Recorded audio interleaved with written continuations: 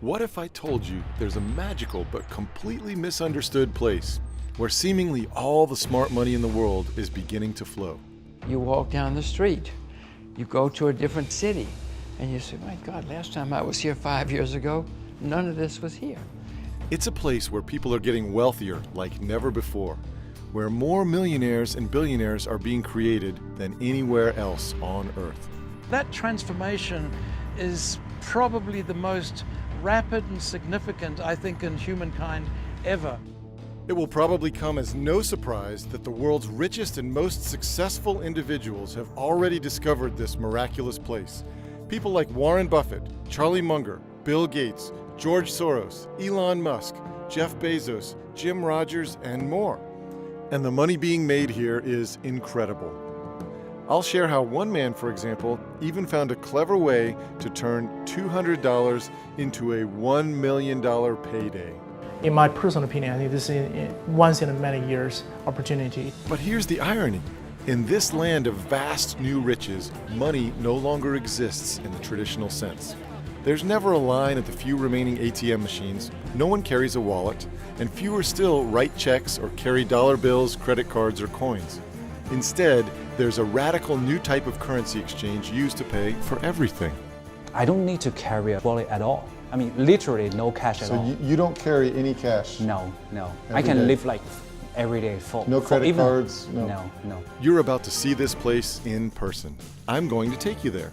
And as you'll see, in many ways, it's more advanced than anything you're probably familiar with. You'll see stores without employees, buses that drive themselves, facial recognition security, and a string of other new breakthroughs and trends that are light years ahead of where you live. Its technology and product hunger is really unparalleled. It's not seen anytime, anywhere else in the world and in the history. But what really sets this place apart is the money. Both the money pouring in and the money being made. There is the greatest wealth creation event in the history of the world, frankly, happening right here, right now. Now, to truly understand and take advantage of what's happening here, you really have to see this place for yourself. So I'm about to give you that opportunity as I take you there in person to show you the most misunderstood place in the world and the greatest money-making opportunity of our lifetimes.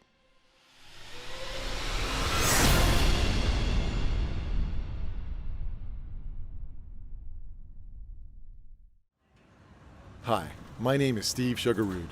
I'm a former hedge fund manager, but I'm excited today to play tour guide and take you on this incredible adventure. Right now, I'm at the Newark Airport. I left my island home in Florida early this morning, and now I'm about to hop on a plane and take you to this place where so much money is flowing, so much wealth is being created, and where you really can get a glimpse into the future. But before we go forward, we need to first step back. This is a journey that I started more than 20 years ago and have continued many times in recent years. Every time I come here, I'm even more amazed. What I've realized is there's never been a bigger distortion between perception and reality than I see in this place, right here, right now. What people think about this place is nothing even close to what it really is or what it's becoming. So what is this place that I've been talking about? Well, as you can probably tell from what you see behind me, we are in China. I'm standing on the Great Wall of China at a place called Mutianyu, roughly 50 miles north of Beijing. This section of the wall was built beginning more than 600 years ago, back in the 1300s. Isn't this place incredible? On a clear day, you can see for over 20 miles.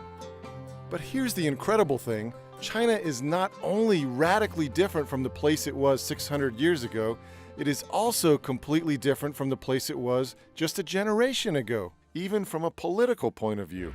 They call themselves communists, but they were probably the best capitalists in the world in 2018, 2019. California is more communist than China is. Massachusetts is more communist than China.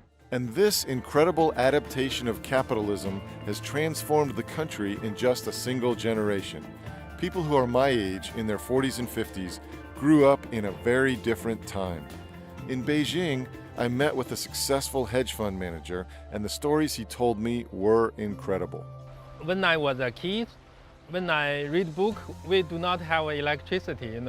At night I need to use candle. I heard the same story again and again as I met with some of China's most successful people. When I grew up, I was born in 75 and lived in China till the age of 10 in Hunan province, which is fairly poor, but back then everyone's poor in China. And we still had to have rations, like coupons for meat, for eggs, for material to make clothing with. And you're lucky if you had one new outfit per year. Fabric coupons. Yes, exactly. Fast forward 40 years, and here is a glimpse of China today after years of lightning-fast growth.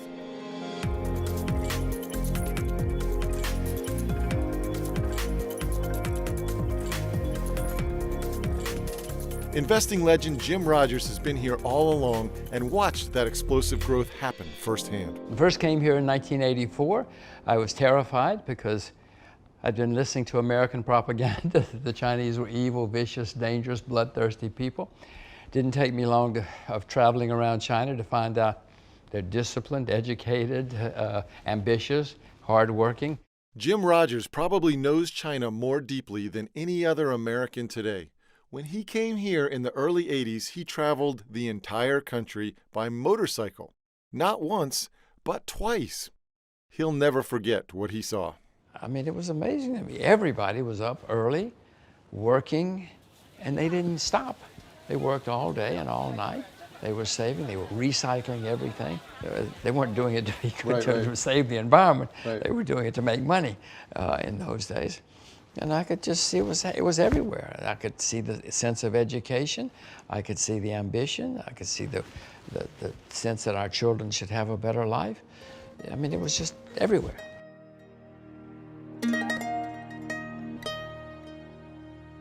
Peter Churchhouse is another person who has seen China like few others. He's a successful businessman who arrived in Hong Kong in 1980 and soon went on to run Morgan Stanley's Asia division. He was there long before the explosive growth of China, and he's seen it all happen firsthand. I came to Hong Kong in 1980, so I've been here nearly 39 years now. I came to help build a new town in the new territories in Hong Kong. And at that time, Shenzhen, which is the city just north of Hong Kong, that city was not a city, it was a village of about 300,000 people. And you walked around that village, there were people, blacksmiths beating charcoal implements in the street. There were no buses, no taxis, no cars.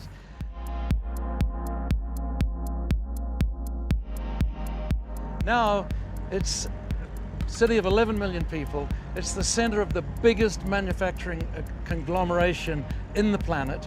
That area now has a GDP roughly the size of Russia, slightly smaller than Spain.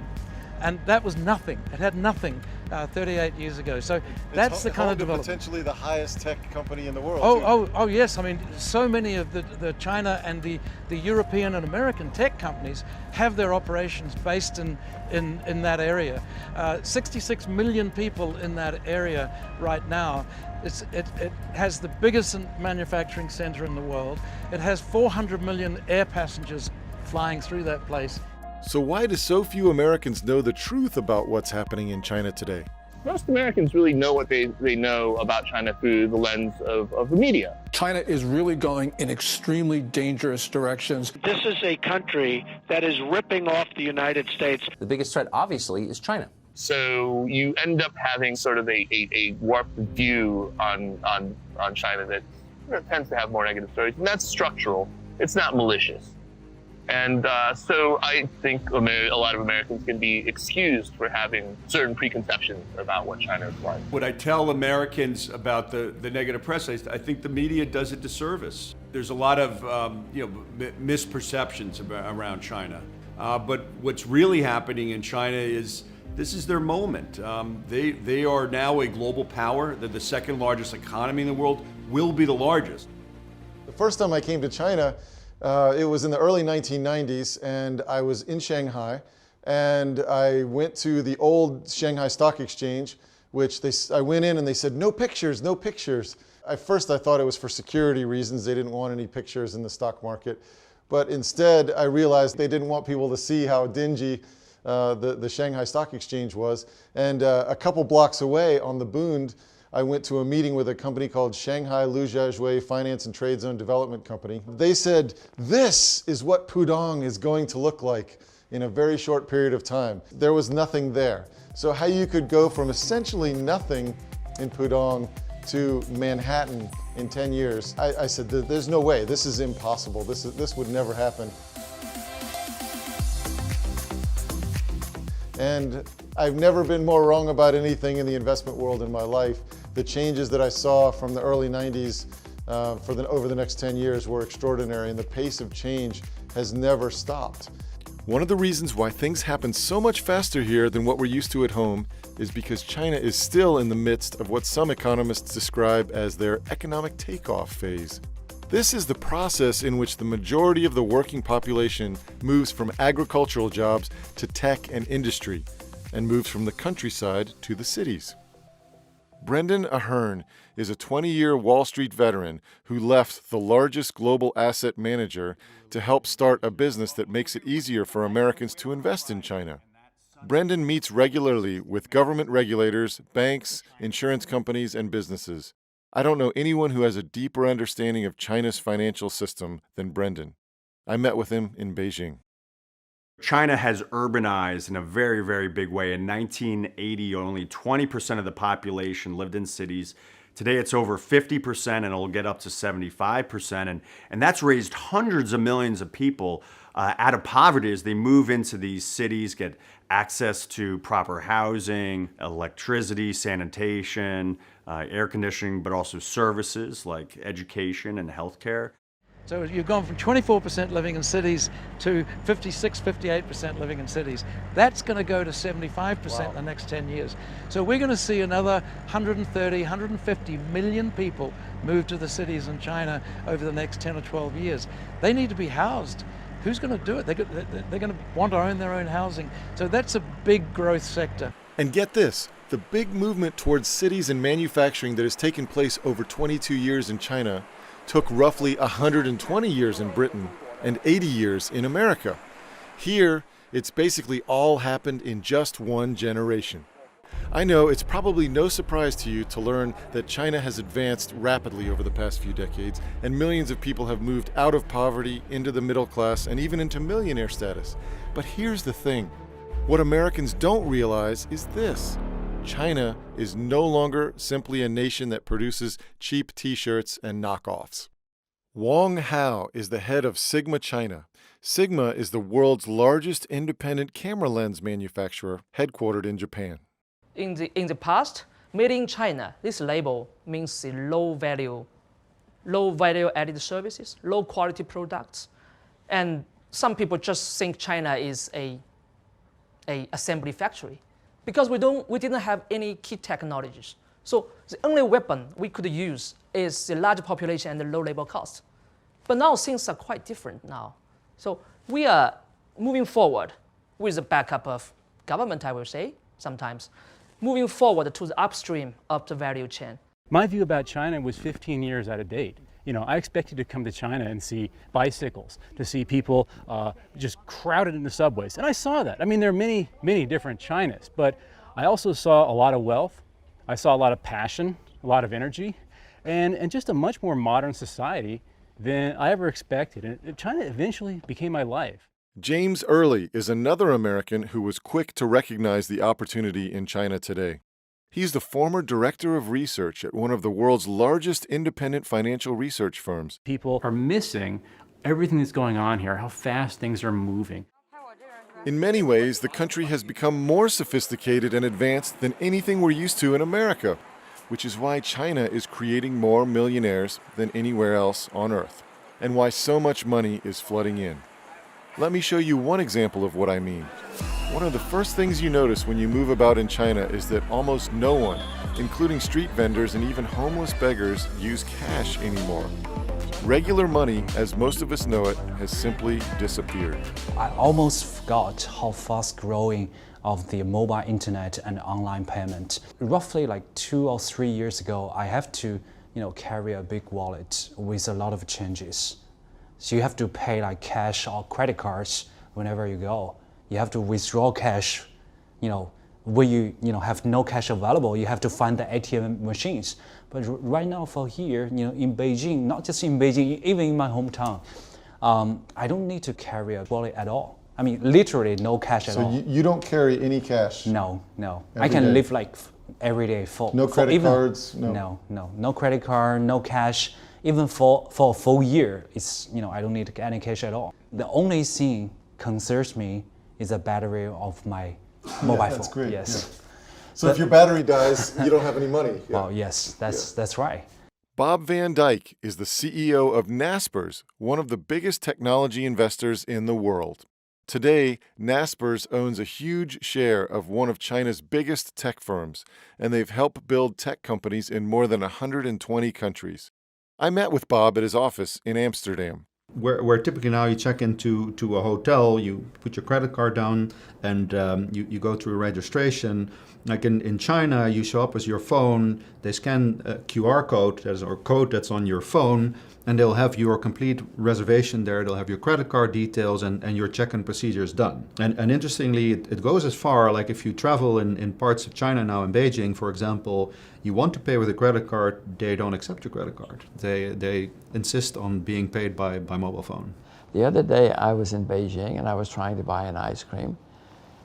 She was a 19-year-old, young woman, and she couldn't sell me an ice cream because I had money. I had renminbi. Yeah. She couldn't take money.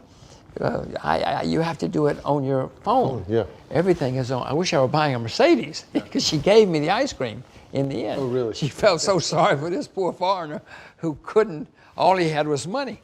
No, the many things in China are ahead of the U.S. Again, I don't like saying it, Steve.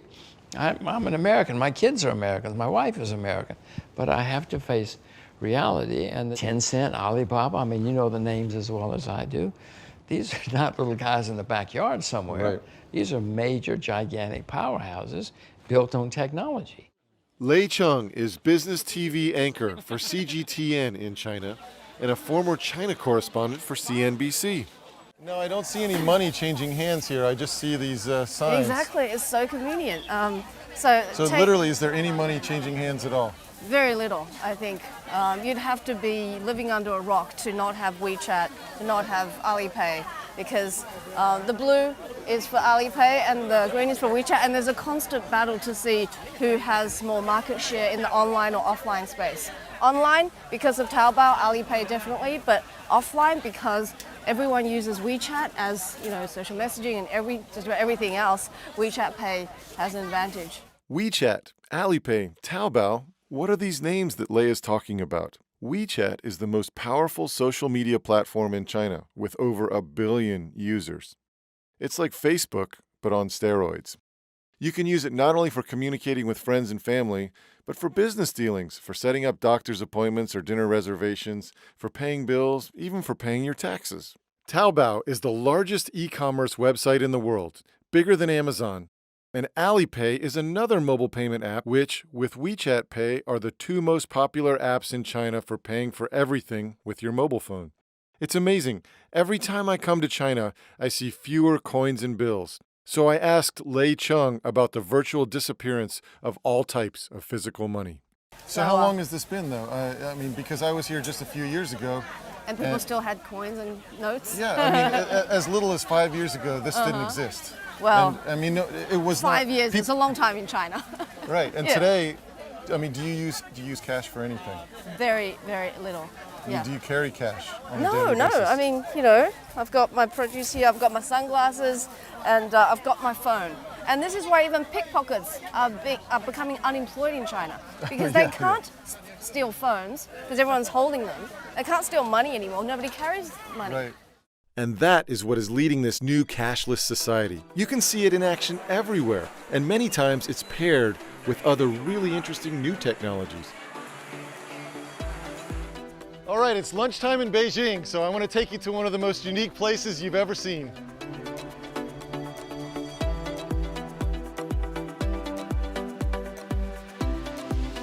So here's what's unique about this place.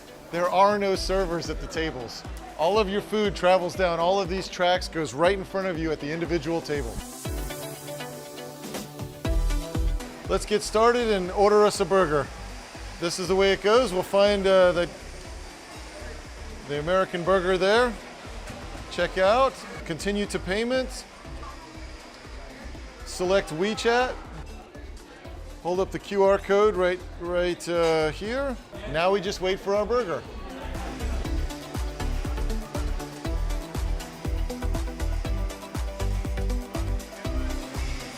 And there's my burger. So I would say a great example of a technology that we think is coming to fruition everywhere is using mobile phone to sell used goods. I think in America, Craigslist is something that everybody knows, and I think has worked well in the past. But it's something that requires a bit of work to sell your item. Now we've come with a business like Letgo, which we're a big investor in, to the point where you basically just need to point your mobile phone camera at stuff you don't want to own anymore, and just by pushing a single button, the phone will take a picture, it will recognize what it is you want to sell, it will suggest a price for what you want to sell, and it will immediately post it on the web, which gives people a huge audience with absolutely zero effort to sell their used goods. This trend, of course, is proliferating worldwide, but nowhere is it more prevalent than in China. Jonathan Crane is an American entrepreneur who got his start bringing the world's most popular music acts, like the Rolling Stones, Whitney Houston, and Beyoncé, to China roughly 20 years ago. He explains the incredible transformation he saw take place in just a few years. Doing business in China, what you immediately see is that things move very quickly over there. People are very fast at innovation, and also adoption is much faster in China than anywhere else in the world. An example is we had a ticketing company, and when we started that ticketing company, it was probably 2004, and it was a cash society still. We then saw in 2005, 2006, people were starting to use debit cards. Okay, so instead of having to have lots of cash around, you use the debit card, which was convenient. And then within 2 years from there, we started doing mobile ticketing. So really within 4 or 5 years, we went from cash delivery to mobile ticketing. And the adoption was incredible that was happening across China. This trend will soon reshape America too. This is all just a preview of how it will play out. Brian Takango has been traveling across Asia to research and invest in local businesses since 1999. He's got a remarkable track record of finding future blue-chip companies when they are just still small firms. I met with Brian recently in Hong Kong. Companies like Alibaba, like JD.com, companies like BingoBox, for example, that now have 300 cashless convenience stores in China, and you just go in and there's no cashier there. You just walk in and scan your app and you get your stuff, you scan it in this table, and then you just walk out with your goods. I mean, and it's all being done through artificial intelligence. It's all being done through the internet and these wireless payment methods. I went to one of these employee-less stores in Shanghai. All right, Steve, we're coming out of the subway here in suburban Shanghai. This is a middle-class area. This is not fancy. This is not cutting edge. This is just average China. But you can do a lot of things, including visit an unmanned store just with your face.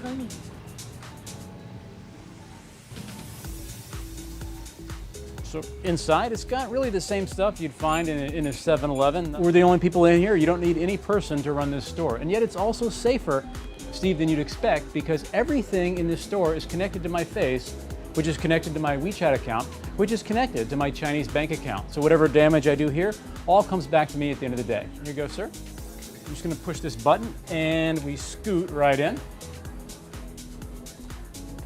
All we do, we set this guy down. I'm gonna show my face. I'm not proud of that picture, but it'll work. I'm gonna scan this QR code with my WeChat app. And simple as that. No employees. No employees. Took just a few, probably faster checkout than if we had employees. Here's your Coke, by the way. Okay, thank you. So that's the future, right here in China. So one of the things that I think is really transforming people's lives is how people use WeChat in China. So for example, when people decide to meet some friends for dinner, they typically would invite them via WeChat because they're obviously in their contacts. Then they would send, the reservation would happen through WeChat because the restaurant they want to go to is a contact as well, and they have their booking system integrated in WeChat. So then they show up at the restaurant at the same time. The ordering, actually the menu of the restaurant will be embedded in WeChat, and they online order. So there will be no waiter taking orders, but everybody orders on their mobile phone. In the end, the check also gets sent to the mobile phone, and people actually can choose to pay with their integrated Tenpay option. So the waiter only brings the food, and everything else automatically gets done through the WeChat app. These technologies have even changed the way people buy cars. Get this, you can now reserve a test car on your phone, then pick it up at what is essentially a giant vending machine for new cars by BMW, Ford, and Volvo, and then drive it around all you want, test it for the next 3 days for less than $50. The thing you need to understand is that it's not just about making payments on your phone or getting rid of physical cash. This development creates hundreds and hundreds of new business ideas. This is the future for us in America, but it's all unfolding right now in real time here in China. Kevin Liu studied at Cornell University. Today, he's an equity strategist at CICC, the largest investment bank in China. Kevin is part of what is widely considered to be the best equity research team in the country, and we met up in Beijing. Back to 2006, it's roughly just over something like 1% in China with regard to like mobile penetration. In 2006, 1% of Chinese people had mobile internet. Today, it's at least 50%. At least. At least, yes. At least. My life is kind of, tied, very closely tied with my phone. Today, the amount of money the Chinese spend on e-commerce is 42% of the world's total. That means the value of China's e-commerce transactions is now larger than the value of the e-commerce transactions from France, Germany, the UK, and the US combined. This is why the money is flowing to China, and why more millionaires are being created here than anywhere else in the world. Everyone, everywhere, uses their mobile phone to pay for everything. Food, train tickets, plane tickets, tolls, clothing, fast food, everything with their mobile phone. In fact, on our most recent trip, we tried to spend a few $100s buying souvenirs in a Shanghai bookstore, but they no longer accepted credit cards. What we often look at is what is the size of the potential user group we have. And for example, the number of internet users in China is rapidly approaching 1 billion. And those are numbers that even for a huge market like the US, they dwarf the very impressive numbers of the US. And I think that in time, as these populations become connected, wealthier, presents a fantastic investment opportunity. Things have changed so fast in China over the last 30 years from nothing, from a very backwards country. Now people are living lives that a lot of people, even in the US, couldn't even imagine. Okay, so from a cashless society to unmanned stores and waiterless restaurants to mobile commerce beyond our imagination, clearly this is not how most Americans perceive China. And these are not stories you typically see reported in the mainstream press. However, this is the reality in China today. But hold on, you might be saying to yourself, I thought this was a communist country. This doesn't sound like communism to me. Well, as Jim Rogers said earlier, California and Massachusetts are probably more communist than China. And the truth is, while the Chinese call themselves communists, they are actually among the best capitalists on earth. And this is part of what's caused such a radical distortion between perception and reality in China today. China isn't a communist country anymore. It's not a Marxist communist regime like it was under Mao Zedong. It has advanced much more into what you might call a form of autocratic capitalism. It's still a dictatorship, it's still an autocracy, it's not a true democracy by any means, but think about it, most of the economy is now run by private sector interests, by private companies who are doing their own thing, investing, doing what they want to do. Families can pretty much live where they choose these days. They can get educated the way they want. They can own their own home. They can invest in stock markets, invest in all sorts of products. Still a lot of restrictions, nowhere near as free as it is in the West perhaps, but it's certainly not a communist country in the way that Marxism says that all resources must be owned by the state. That is not the case in China anymore. I mean, this is a country where since 1978, 1980, when Deng Xiaoping started the open door policy, a country where GDP growth has skyrocketed, where life expectancy has skyrocketed, where quality of life skyrocketed. Everything has gone up, up, up. This is an economic miracle. You know, those are measurable facts in a communist country brought about by capitalism. It's almost ridiculous to call China a communism country because the government is the biggest capitalist in the world. I never look at China as a communist nation. I don't even ever use the word. China is very capitalistic. Okay, there's a middle class forming there. You have hope. I go back to the word hope. That you can be low income and become a billionaire. The truth is, the government in China works very differently than most Americans think. In short, they are doing everything they can to foster innovation, entrepreneurship, and personal wealth. Here's a great example of how the Chinese government has worked with private businesses to develop something that is light years ahead of what we have in America. We're getting on the high-speed train from Beijing to Shanghai.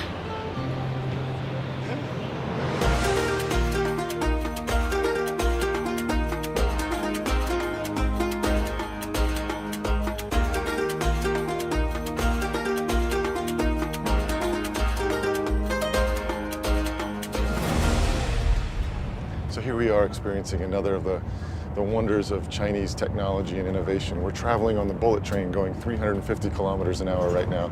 That's 250 miles an hour. And one of the common things I hear from Americans is, China makes inferior goods, the technology's inferior. But meanwhile, everyone's using their Chinese-made iPhone. And I think it's fair to have American pride, which I do myself.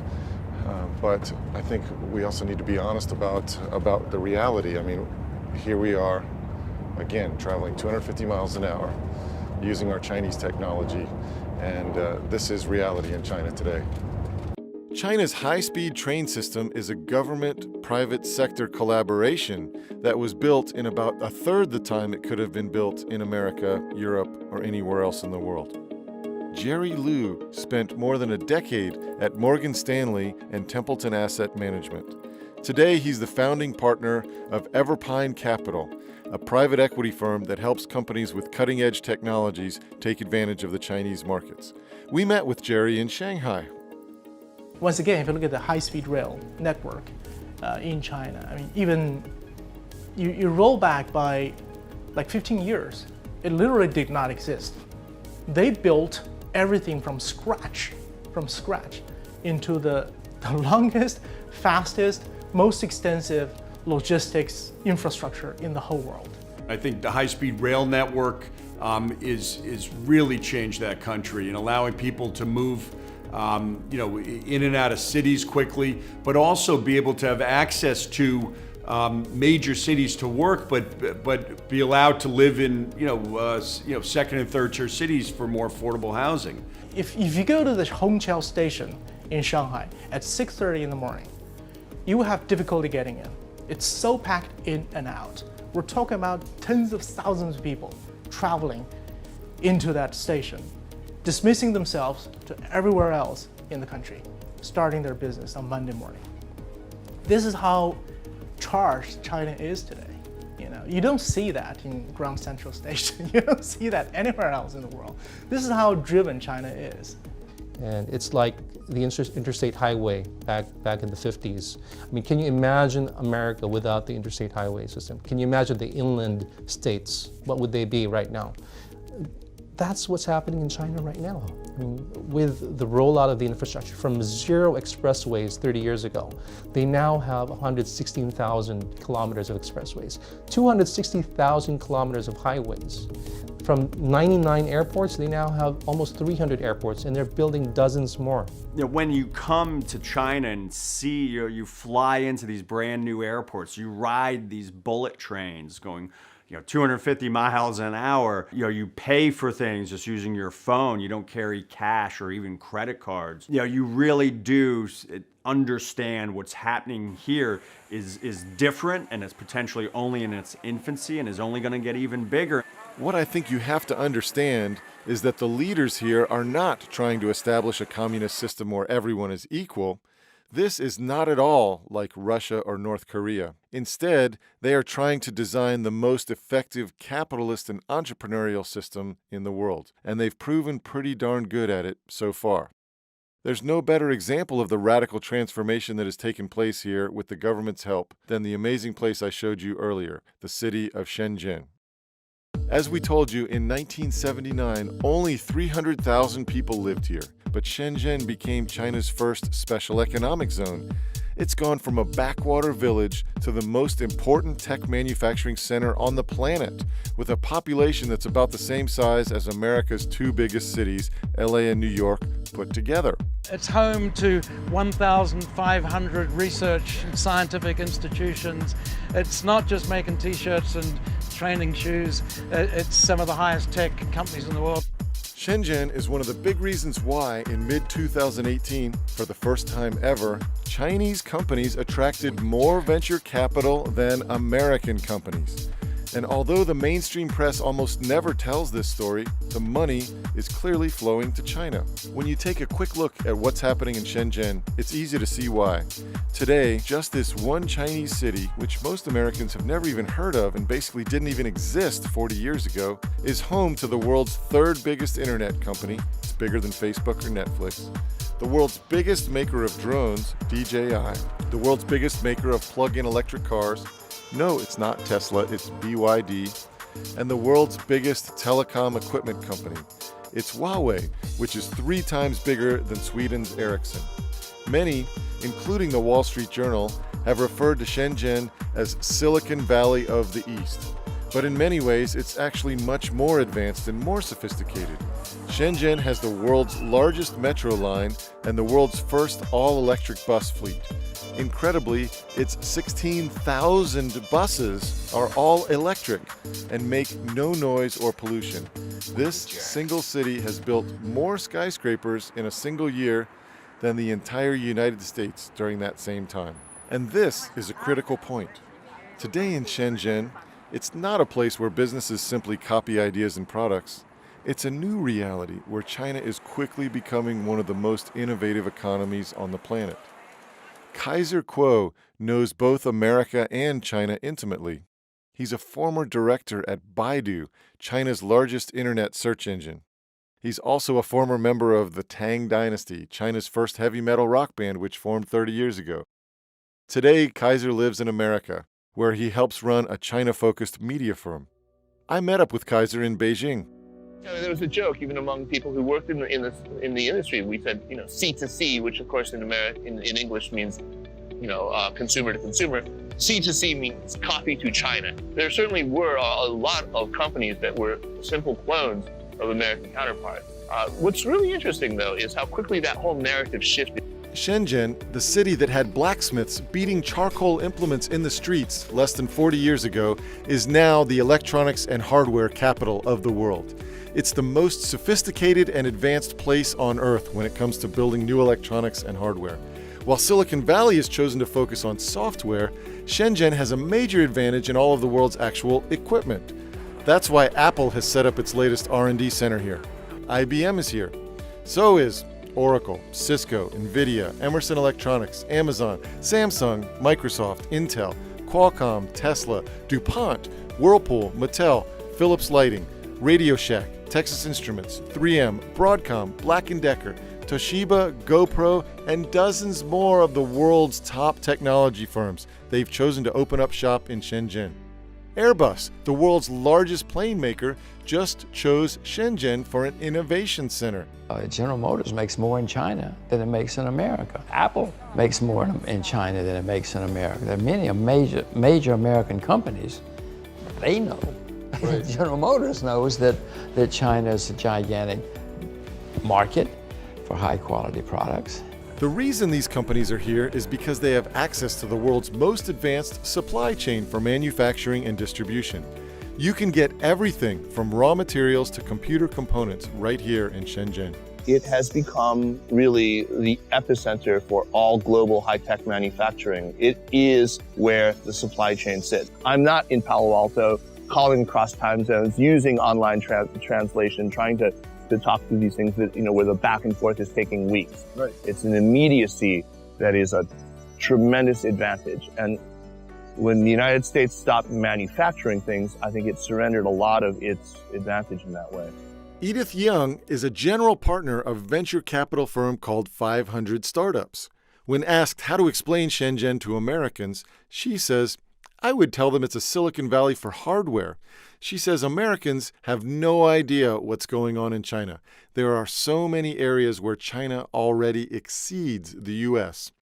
Right now and for the foreseeable future, many of the world's biggest and most important breakthroughs are going to be coming out of this city that most Americans have still never heard of. One of the most successful of Shenzhen's recent startups is a company called DJI, which makes affordable commercial drones. The company has a 1,500-person research and development team. Today, they have 70% of the global drone market. They'll be going public soon, but Americans have never heard of them. All they know is GoPro. But DJI's drones are far superior to GoPros in almost every way. The tech site Gizmodo, for example, recently compared the two and concluded it's practically a landslide in DJI's favor. When you look at the amazing list of new technology companies in Shenzhen, it's simply astonishing. There's a company called Beijing Genomics Institute, for example. The scientific journal Nature called it a DNA superpower after the company bought so many genomic sequencing machines that it quickly owned more than half of the world's total. China used to be known for being the best supplier of cheap pharmaceutical ingredients and knockoff pills, but today China has the second largest number of clinical trials involving biologic treatments after the United States. This is why Merck and Johnson & Johnson have innovation centers in China, and why companies like Eli Lilly and many others are selling Chinese-discovered drugs overseas. But again, almost no one in America knows this. It's a story that's hardly ever reported in the mainstream press. Then there's the biggest electronic automaker in the world. It's not Tesla, but a Chinese company based in Shenzhen called BYD. This company has the biggest battery factory in the world, and it already sells more electric cars every year than Tesla. BYD also has something Tesla doesn't: the backing of the world's best investor. Charlie Munger and Warren Buffett of Berkshire Hathaway own nearly 10% of BYD. Charlie Munger is one of the world's leading proponents of investing in China. He said in a recent interview, American investors are missing out on China. It just looks too hard sitting in Omaha, but it's where they should be looking. And keep in mind, all these companies and all these innovations are all located in just one city. This is why The Atlantic magazine recently wrote, "It's now becoming clear that in many respects, China has distinct advantages over Silicon Valley as it hopes to become the next nexus for innovation." I think the current perception in America of China right now is one of very archaic perception that China is this massive sweatshop that's just constantly throwing cheap goods into America. But the reality is China is one of the most dynamic economies in the world. Okay, but what about all these impressive numbers? One of the objections to China I hear constantly is that China's economic numbers are manipulated. So I put the question to one of the most knowledgeable people on the subject. I don't trust any government numbers. America, Germany, anybody. We've all been caught lying about our numbers, and I'm sure that the Chinese numbers, or some of them, are made up too. But it doesn't matter, because I've been coming here for 34 years. You walk down the street, you go to a different city, and you say, my God, last time I was here 5 years ago, none of this was here. And it all happens, and it happens very quickly in China, partly because it's a one-party state, and partly they get it done. In America, it takes you years just to build a new church, or a new hospital, or a new school even. Jim, as you heard earlier, is the only man in the world who's crossed China on land 3 different times, twice by motorcycle and once by car. And he also has what is probably the best investing track record of all time for the work that he did during the 70s.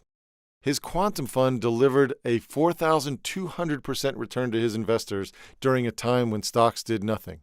That does not mean there won't be problems in China. America became the greatest country of the 20th century. Along the way, we had 15 depressions with a D. We had a horrible civil war. We had massacres in the streets. We had very little rule of law. You could buy and sell, you could still buy and sell congressmen, but in the 19th century they were cheap. You could buy 4 or 5 for the price of 1 now.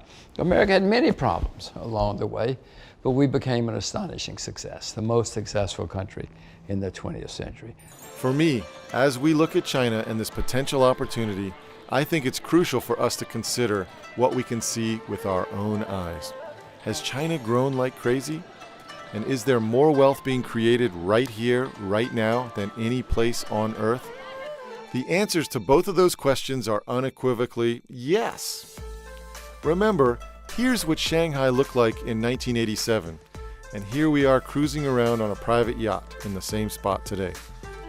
Here's what Shenzhen looked like 30 years ago, and here's what Shenzhen looks like today. This is really the greatest wealth creation event in the history of the world, in my view. If you look at it at the scale we see, this is 1.4, maybe even 1.5 billion people because of undercounting, who are going from literally third world conditions in 1978 when Deng Xiaoping began the open door policy to now you've got this mix of the third world still, if you go to rural China, definitely in the third world, second world, and increasingly first world, more and more and more. And that's why everybody's trying to come to the Chinese cities. That's why we're in one of the fanciest hotels I've ever stayed at. That's why, you look out and you see Bentleys in the parking lot here, Ferraris, Porsches. That's real wealth, and it's growing day by day. Sure, the government has a heavy hand in directing this economy, but one amazing thing is very clear. The Chinese government can get enormous initiatives completed in a fraction of the time it would take to accomplish these anywhere else. I showed you the most amazing bullet train system in the world already, but that's just the beginning. Right now, the Chinese government is forcing the big telecom companies to spend $180 billion over 7 years to build the infrastructure for the world's largest 5G mobile network. Meanwhile, in America, 50 different states are all trying to plot their own course. Do you really want to bet against China with this type of infrastructure initiative? I sure don't.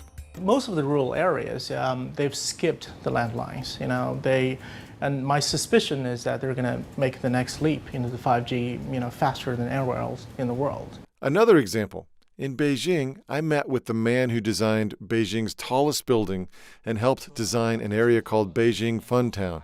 This is an ultra-modern, environmentally friendly area where nearly all of the businesses are venture capital, hedge funds, private banks, asset managers, and other types of investment funds. This is what's possible here in this communist country.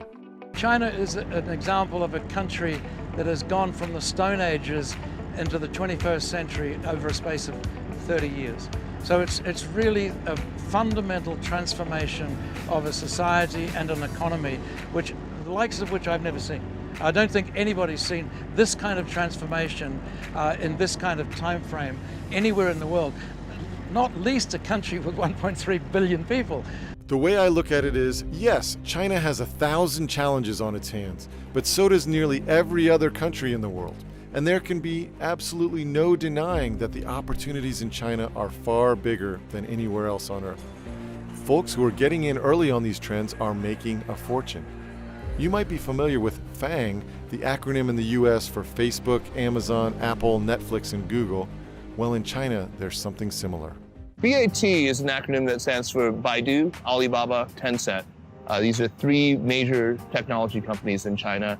Baidu is a search company. I think a lot of people draw analogies to Google because, of course, like Google in the United States, it's the dominant search engine here in China. Similar business model and everything. Alibaba is a massive e-commerce company. It really dominates in e-commerce.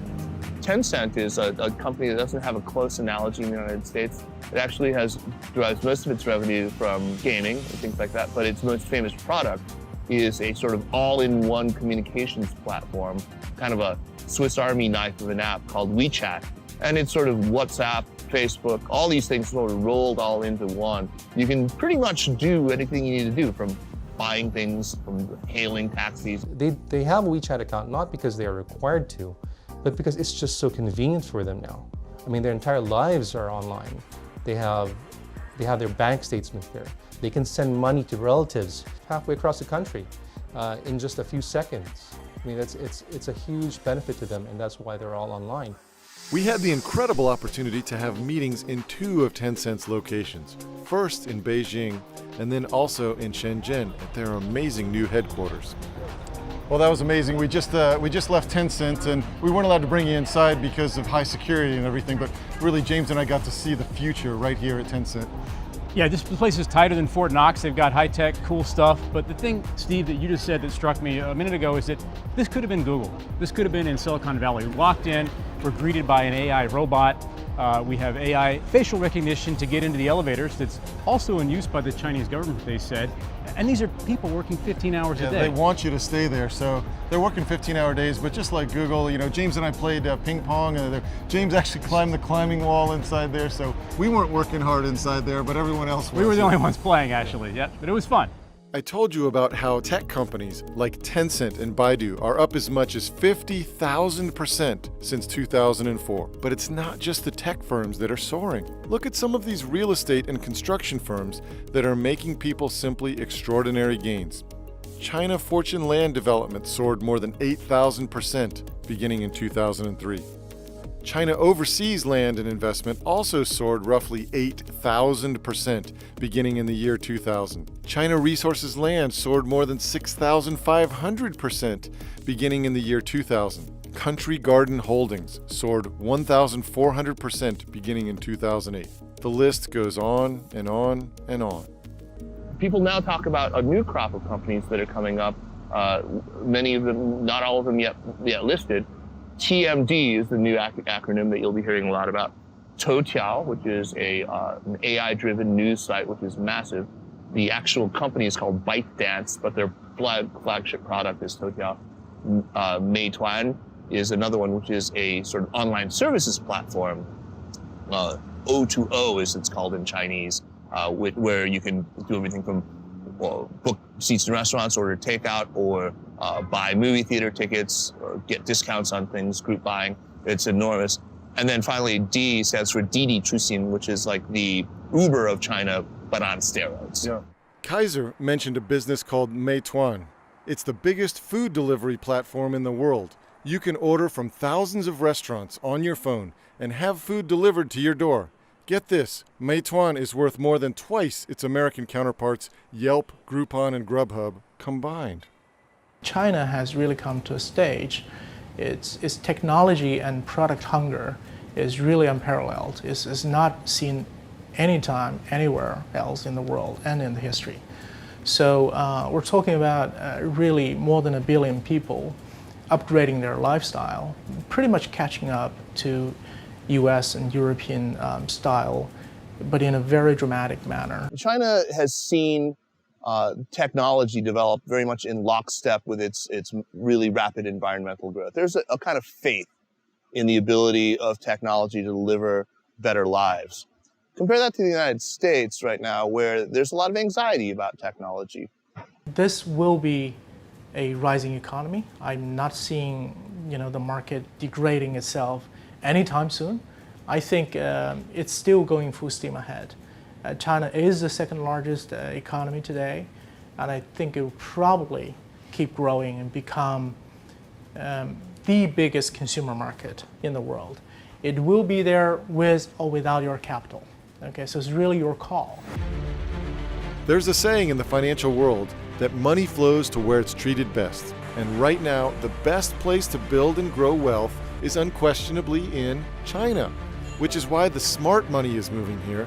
The money being made here is like nothing we have ever seen in human history. What's crazy to me is that despite all the evidence I've shown you, the mainstream media in America still loves to hate on China. Look at some of these recent book covers. But here's the truth. Already, the best investors from America, including our most famous and successful investor Warren Buffett and his business partner Charlie Munger, are here in a big way. So are Bill and Melinda Gates, the Yale and Harvard pension funds, Goldman Sachs, Bill Gross. And by the way, speaking of millionaires and billionaires, according to the BBC and the latest figures, China is producing 2 new billionaires every week. That's twice as many as were created in America over the same period of time. And get this, the country recently created 1 million new millionaires in a single year. That's more millionaires in a single year than the total that exists in the wealthy nation of Switzerland. But it's not just individuals making huge money. There are many success stories for small businesses too. So I give you one example we invested in. It's a French company. It's called iTechCare. So this is a company with a cutting-edge technology that could cure glaucoma using the ultrasonic technology. It's the only company in the world that is capable of doing that, but it was a local company. It was a French company based in Lyon. Today, we took this company to the China market, and it's already in more than 30 cities in China, and is doing business really well. Jerry told us the money they were making in some of these individual Chinese cities is as much as they were making in all of France. And there are others making extraordinary gains as well. America's #1 venture capital firm, Sequoia Capital, has even set up a division in China. They recently made more than 1,000% return worth millions of dollars on one of their investments. And the most profitable investment in the history of the world was made here, a 500,000% gain in roughly 17 years. Bloomberg called it the deal of the century, and for good reason. That type of gain turns every $200 invested into more than $1 million. That investment was made by a man named Koos Becker and his company, an investment firm called Naspers. What they did was invest in Tencent, even though most Americans had never heard of it. Again, the smart money is moving to China, simply because this is the best place to turn a small investment into a sizable fortune in the years to come. I left the US for China, where I am right now, because frankly, in all my life, I have never seen such wealth creation happening in the size and with the speed that is happening right here, right now in China. But I moved to Asia because of China. I want my children to grow up speaking Mandarin, and in their lifetime, China will be the most important country. As an American investor, I think this is in my personal opinion, I think this is once in a many years opportunity to dive in.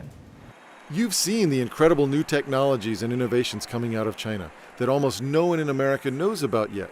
I've told you about the huge economic tailwind of this market, how another 300 million people migrating to cities and moving into the middle class will create the biggest consumer market in history.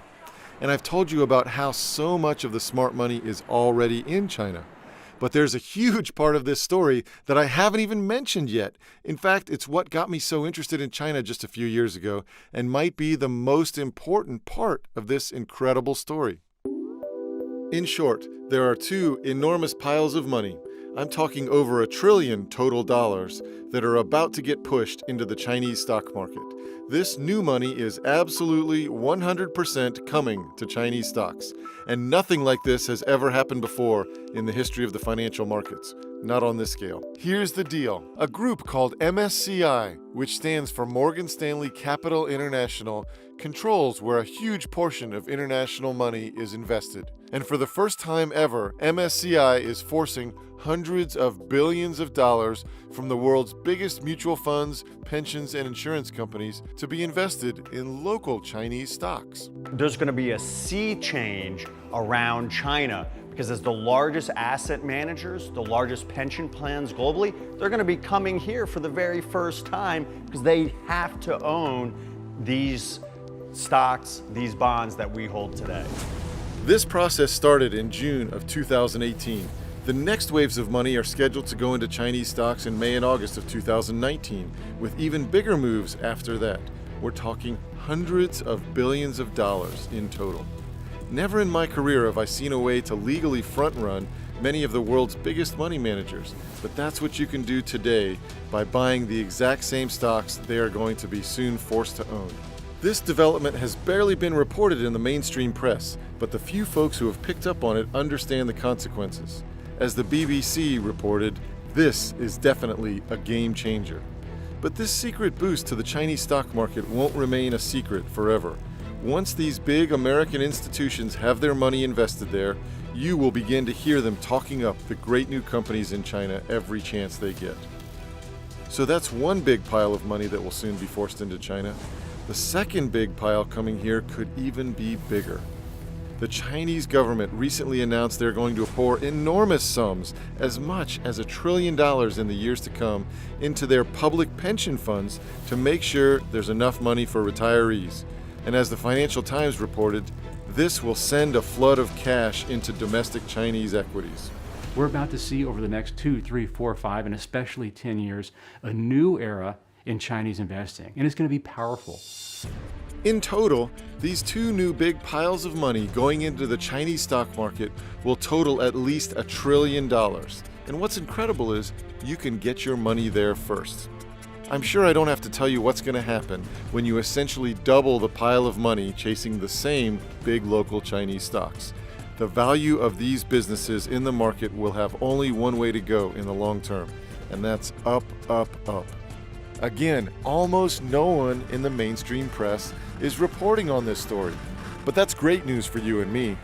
I've simply never seen a bigger difference between perception and reality than what we see in China today. It's both the biggest in dollar terms, but also just in those emotional terms. I come home from China and I try to explain to Americans, to my wife, to my mother-in-law, what I've experienced. And when I explain the reality of what's going on the ground, they still are not willing to change their extreme perception of what they think. My wife and kids never really understood China until I took them there in person. And that's the whole reason I created this film, so you could hopefully understand this amazing opportunity without having to go there in person. Look, while it's going to get harder and harder to make money in America in the years to come, the money that will be made in China is going to dwarf everything else on the planet. I think we'll see a time in the next few years where the entire Chinese stock market at least doubles in value in as little as 18 months. And that's just in the short term. Over the long term, this entire market is going to soar 500% or more, and the best companies in China are going to return thousands of percent gains. Investing in China's best businesses today is very much like investing in Microsoft, Apple, Amazon, and Google before they became household names. These are truly life-changing investment opportunities which are extraordinarily cheap to purchase today, especially compared to similar investments in the United States. The U.S. is making all-time highs. The Chinese market is down 60%.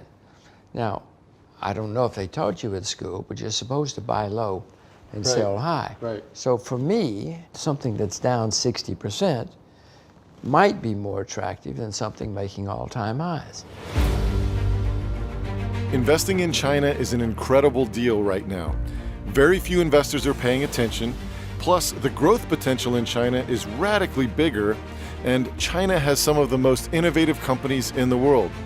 Also, more than $1 trillion will be forced into Chinese stocks in the next few years because of the MSCI decision and the national pension catch-ups.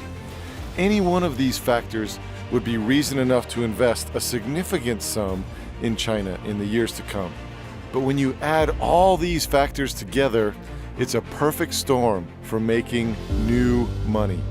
I am extremely bullish on where China is going to be going. I think there are a lot of things, a lot of very strong tailwinds that we still see. Warren Buffett is the most famous and one of the most successful investors in America over the past 60 years. One of my favorite Buffett quotes is from his 1996 shareholder letter because it summarizes the opportunity before us in China today perfectly. Buffett says, "Your goal as an investor should simply be to purchase at a rational price a part interest in an easily understandable business whose earnings are virtually certain to be materially higher 5, 10, and 20 years from now. Over time, you will find only a few companies that meet these standards. So when you see one that qualifies, you should buy a meaningful amount of stock." I never thought we'd see a moment like this in my entire career. We have a moment where China is the world's second largest economy, and it's battling with Japan to be the world's second largest stock market. But meanwhile, nobody is invested in Chinese stocks. And when I say nobody, I mean American institutional investors, global investors, even the local Chinese are not really invested in Chinese stocks. I think China has huge investment potential. As I tell my customers all the time, there are always plenty of reasons not to invest somewhere. Yes, there are many reasons not to invest in China today, but think about this. There were many reasons not to invest in U.S. stocks back in 2009. In fact, back then, the reasons were way more compelling than they are to not invest in China today. But the U.S. market tripled back then, while most people simply sat on the sidelines. The same thing is going to happen over the next few years with China. There are plenty of reasons not to invest, but the big picture is clear.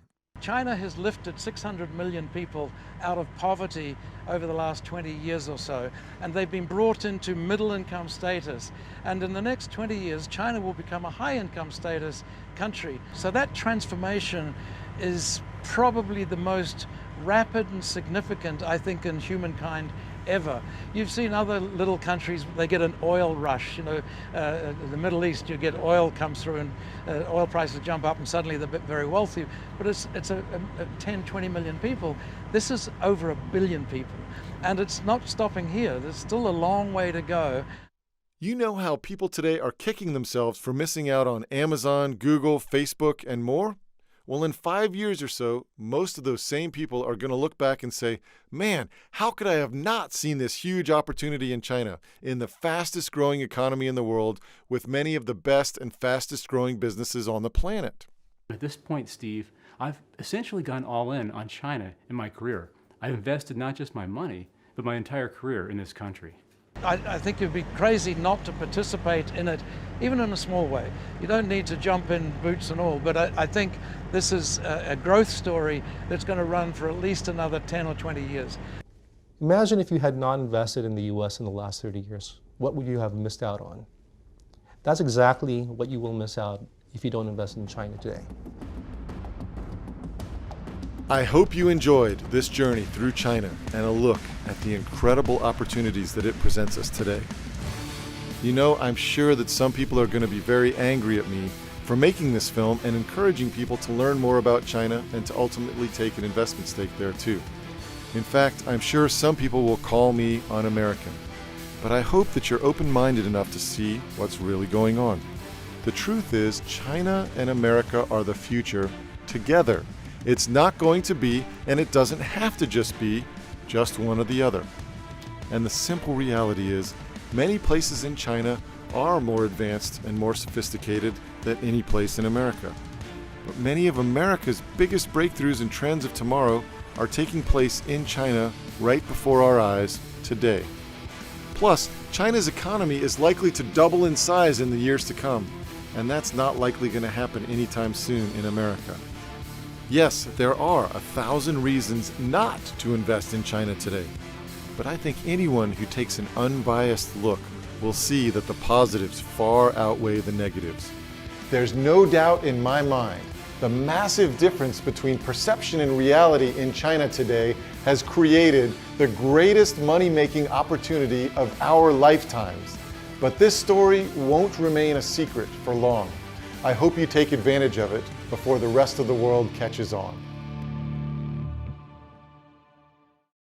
To learn more about the specific steps you can take today to have the opportunity to cash in on what Dr. Steve Sugarud describes as the best money-making opportunity of our lifetimes, go to www.newmoneymovie.com. newmoneymovie.com/invest. Dr. Sugarud has spent more than 20 years helping hundreds of thousands of Americans figure out how to safely and dramatically grow their wealth. In his investment research, Dr. Sugarud shows you exactly which stocks he recommends you buy, when to buy, and when to sell to have the opportunity to maximize your gains. He'll show you the absolute best way to take advantage of the opportunity in China today. You can access the best of his investment recommendations through any regular U.S. brokerage account. Dr. Sugarud has already helped hundreds of people make a small fortune in China. Just look at a small sampling of the gains from more than 600 letters he recently received from his subscribers. There's simply no one more qualified in the financial world today to help you learn how to take advantage of this enormous opportunity and trend taking place in China. Best of all, today you can save half off the regular subscription rate for Dr. Sugarud's investment research recommendations, and you can try his work totally risk-free for 30 days. If you're not happy, or if you change your mind for any reason, no problem. You can get a full refund by calling or email his US-based team. To learn more, and to get access to Dr. Sugarud's top China investment recommendations in a matter of minutes, simply go to www.newmoneymovie.com/invest.